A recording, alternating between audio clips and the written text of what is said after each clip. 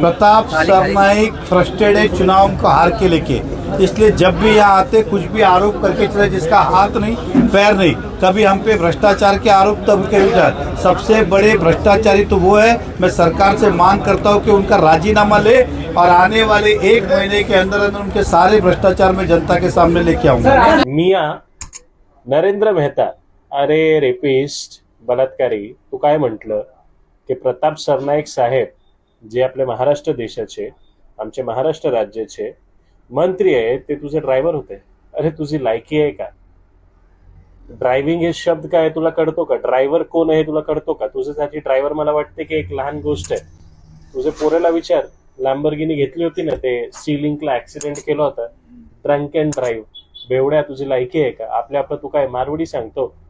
माझे जे मारवाडी मित्र आहे ना, माझे गुजराती मित्र आहे, ते नॉनव्हेज सुद्धा अंडा सुद्धा खात नाही। आणि तू बेवड्या, हे तुझी लायकी आहे, हे तुझे संस्कार आहे तुझे पोरेवर की त्यांना एक गाडीची ड्रायव्हिंग येत नाही आणि ड्रिंक करून ते ड्राईव्ह करतो। तुझी काय लायकी? 3.5 एकर जे आपले मीरा भाईंदरला, आपल्या ठाणेला जे मॅनग्रुव्स होते, ते तू इलिगल त्यावर कन्स्ट्रक्शन केली, शोर। आणि तू म्हणतो आम्हाला की प्रताप सरनाईक साहेब हे तुझे ड्रायव्हर होते।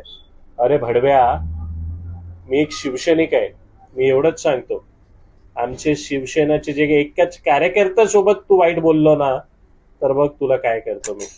आणि काय तू हिंदू सुद्धा आहे का? 2 लग्न केले ना तू, ते आले होते ना तुझे कांड बाहेर।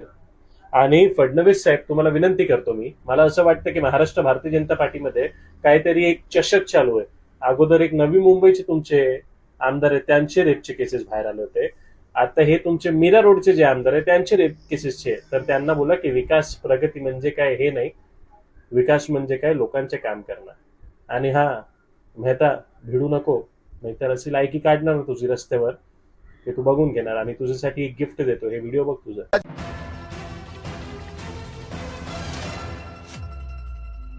असे अनेक व्हिडिओ आमच्याकडे आहेत। जय हिंद, जय महाराष्ट्र।